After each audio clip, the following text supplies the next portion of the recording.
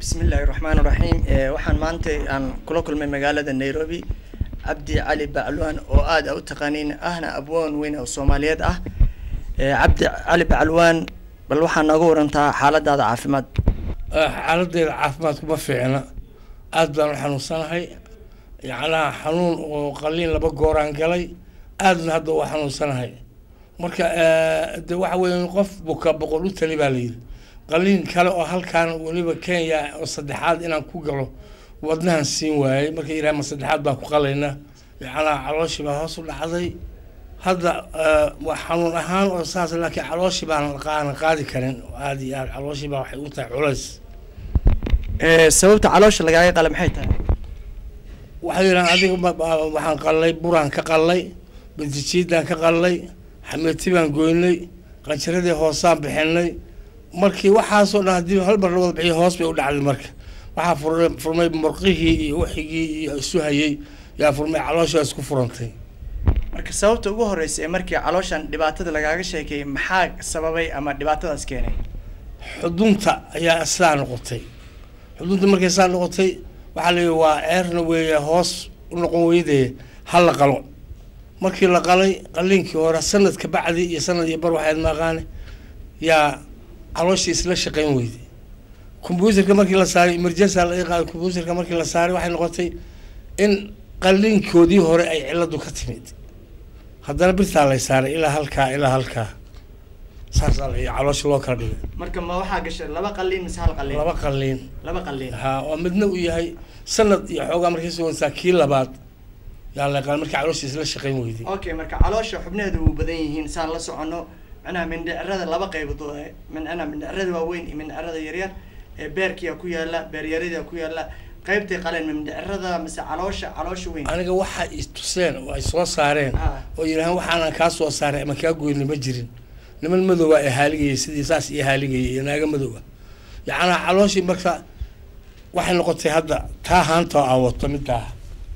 مدها سان نقطة عينك سيد نقطة مركا علوشي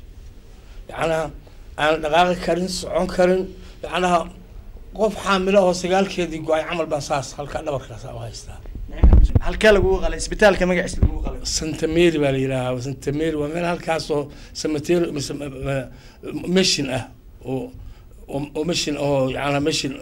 إسبيتال أو رقيس ومعنا أنا إسبيتال هذا برضو وين أنا هين مركا علوشي ده وساس النقطي وأنا حنوصلها كور هذا الحالة هذا العافمات عاد بنوليته وحنوصلها حالدي ما في يعني عاد بنوصلها صح يعني عاد وحوي حنانين كلام مجران مركب واحد جعلان لها بكان صعود كاس سكتشيفو سكتشوغا وكا اوكي waxaan ku weydiinayaa imisa sana ay joogtaa wadankan Kenya waxaan joogaa ilaa 97 ilaa 97 yani mid ilaa hadda waa joogaa noloshaada yaa la nooshahay يلا صومالي ما لونه يتكلمون لونه ماشي أنا قوسي ريري فاميلي لما عروتي جيبوتي حمر ملاسي داتسنتاي لكن وحوي أنا كل جيب هذا الجوجا سلام مركز واحد على لونه هاي وأن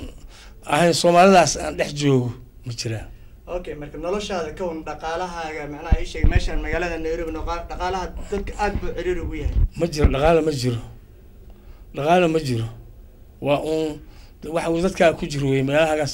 qofka buka socodka meelaha Soomaaliya iska dhaxsho umada Soomaaliyeed aad ka codsanaysaa wallahi waxaan la Soomaalidu waa si iskaalmeyn jirtay wixii kaalmo ah waa ii heli karaan ay u kaalmeeyeen lama caafimaadkayga haato ama nololha haato si kastaba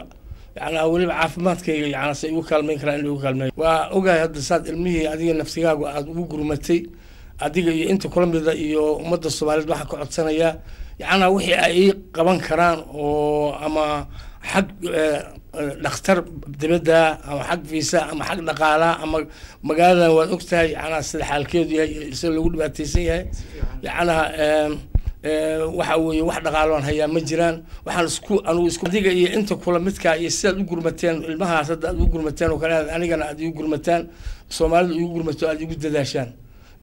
يعني في نحن باناي إسبيتال بوكين بانو باناي يعني في سان باناي أو أنا يعني دكتور دبدا أنا سكسو داوي ما دام هالك لما جور لي هو قالي يعني كلمة أصلا دتك أوجا باناي سومال أوجا باناي إذن كباناي ينتي نسوي في الكعبة سأوجدين عبد علي بعلوان وانين هذا وده تخانين أو صومالي qof walba oo Soomaaliyeed yaqaan waxa uu ku dhiban yahay magaalada Nairobi sida u jeedin calooshiisana waxa ka muuqata dhibaato aad iyo aad u weyn marka ummadda Soomaaliyeed waxaan u soo bandhiganaa in qof walba wuxuu ka caawin karo Cabdi Bacalwaan oo ka caawiyo cidii wax ku caawin karta in ay kala soo xiriirto lambarkan shaashada ku qoran lambarkiisa telefonkiisa wabillahi tawfiiq assalamu alaykum warahmatullahi wabarakatuh